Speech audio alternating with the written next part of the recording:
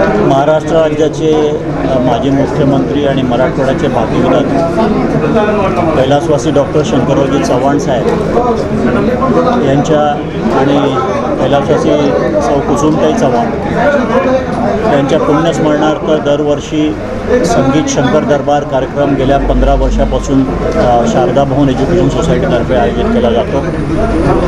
2020 साली हे 16वं वर्ष आहे संगीत शंकर दरबारचं. त्याचबरोबर गेल्या वर्षीपासून आम्ही शंकर साहित्य दरबार हाही कार्यक्रम आम्ही गेल्या वर्षीपासून सुरू केला. त्याचंही दुसरं वर्ष यावर्षी आहे शंकर साहित्य दरबाराचं. हे सगळे इव्हेंट्स संगीत शंकर दरबार हे 25, 26, 27 फेब्रुवारी रोजी सालाबादप्रमाणे होईल.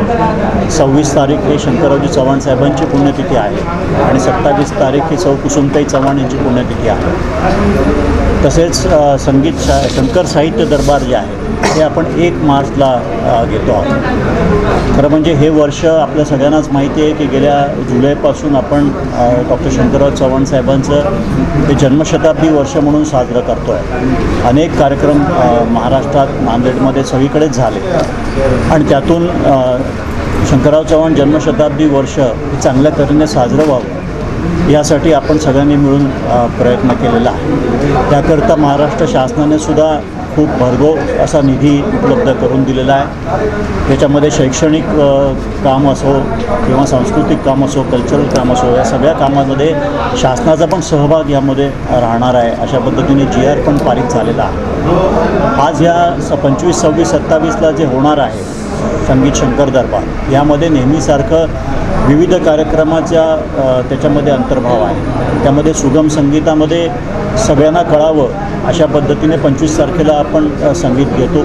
ते जास्त लोकप्रिय असतं नांदेडकरांसाठी. त्यासाठी सुप्रसिद्ध आपले गायक अवधूत गुप्ते आणि संच लाईव्ह इन कॉन्सर्ट असा कार्यक्रम 25 तारखेला संध्याकाळी 6 वाजता यशवंत कॉलेजच्या ग्राउंडवर होणार आहे. 26 तारखेला सकाळी जे आहे कुसुम सभागृहात कार्यक्रम होतो. त्याच्यामध्ये आपण जे स्थानिक कलावंत आहेत त्यांना कुठे स्टेज उपलब्ध होऊ शकत नाही अशा स्थानिक कलावंतांना कुसुम सभागृहामध्ये आपण देतो. त्याच्यामध्ये आपण 26 रोजी दिविजा जोशी पुण्यातील यांचं व्हायलिन वादन होणार आहे आणि प्रफुल्ल सोनकांबळे नांदेडचे आहेत, अतिशय टॅलेंटेड गायक आहेत. त्यांचं गायन हे 26 तारखेला सकाळी 11 ते 12 आणि 12 ते 1च्या दरम्यान होणार आहे.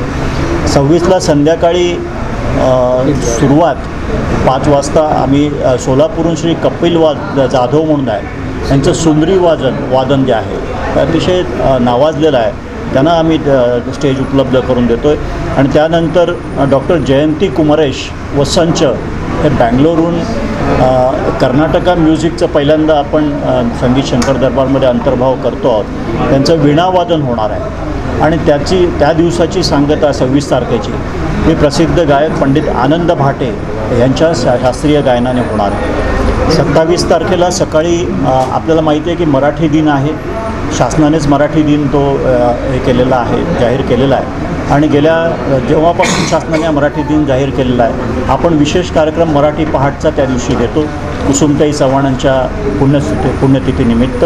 यावर्षी मराठी पहाटच्या कार्यक्रमात सकाळी 6 वाजता स्मरण भावयात्रा हा कार्यक्रम गेल्या 9 दशकातील मराठी कवितेचा प्रवास असा एक अतिशय चांगला प्रवास उलगडून दाखवणारा हा कार्यक्रम विनायक जोशी, डॉक्टर मृदुला दाडे, सौ नीलाक्षी पेंढारकर, अजित परब व संच मुंबई जवळजवळ 12-15 लोकांचा हा संच मुंबईहून ह्या कार्यक्रमासाठी येतो आहे आणि हा अतिशय आगळावेगळा कार्यक्रम मराठी पहाटचा माझी विनंती नांदेडकरांना आहे की त्यांनी ह्याचा आस्वाद जरूर घ्यावा.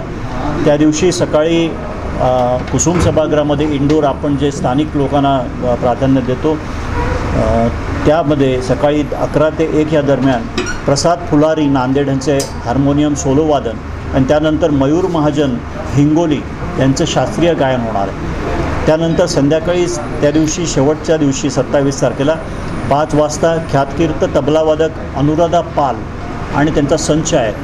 5 स्त्रिया आहेत. त्या कार्यक्रमाचं नावच स्त्री शक्ती असं आहे आणि या 5 स्त्रिया वेगवेगळे 5 वाद्य घेऊन येणार आहेत आणि त्यांचं वादन होणार आहे. हाही अतिशय स्त्रियांसाठी अतिशय चांगला कार्यक्रम 27 तारखेला संध्याकाळी होणार आहे. आणि या संगीत शंकर दरबारची सांगता जी आहे 27 तारखेला शेवटचा कार्यक्रम पद्मश्री पंडित उल्हास कशाळकर पुण्याहून येणार आहेत, त्यांचं शास्त्रीय गायन होणार आहे. अशा पद्धतीने हा कार्यक्रम आपण घेतलेला आहे. आपल्याला माहिती आहे की दरवर्षी आपण संगीतातलं आणि साहित्यातलं जीवनगौरव पुरस्कार ह्या निमित्त आपण दरवर्षी देतो. यावर्षीचा संगीतातला जीवनगौरव पुरस्कार जो आहे तो नांदेडच्याच मूळच्या असणाऱ्या परंतु सध्या परभणी येथे स्थायिक असलेल्या नलिनी राजेंद्र यांना आम्ही जाहीर केलेला आहे आणि त्या ह्या पुरस्कार घेण्यासाठी येणार आहेत. तसा अशा पद्धतीने संगीत शंकर दरबारचा कार्यक्रम आहे. तसाच संगीत शंकर साहित्य दरबार, साहित्याची मेजवानीसुद्धा नांदेडकरांना मिळावी त्यासाठी गेल्या वर्षीपासून आपण शंकर साहित्य दरबार सुरू केला. ह्या वर्षी आपण डेट्स थोड्या चेंज केल्या आहेत. आपण 1 मार्चला रविवार असल्यामुळे आपण हा कार्यक्रम घेतो, जास्तीत जास्त लोकांना याचा फायदा घेता यावा यासाठी.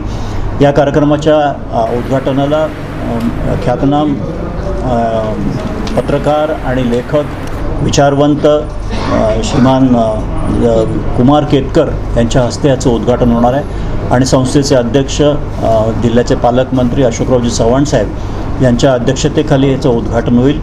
यासाठी अनेक ज्येष्ठ साहित्यिक इथे येणार आहे आणि सगळ्यात महत्त्वाचं म्हणजे ह्या वर्षीचा आम्ही शंकर साहित्य दरबारचा जो आपण साहित्य जीवनगौरव पुरस्कार जो आहे ते सौ अनुराधा पाटील यांना आपण जाहीर केलेला आहे. आणि योगायोग असा आहे की आम्ही 1 महिन्यापूर्वी यांचं नाव आम्ही फायनल केलं. त्यांना विचारलं की बाबा तुम्ही हा पुरस्कार ॲक्सेप्ट करा, आमच्याकडून स्वीकार करा. त्यांनी स्वीकारायला संमती दिली आणि नंतर त्यांना महाराष्ट्र शासनाचा सुद्धा जीवनगौरव पुरस्कार जाहीर झाला.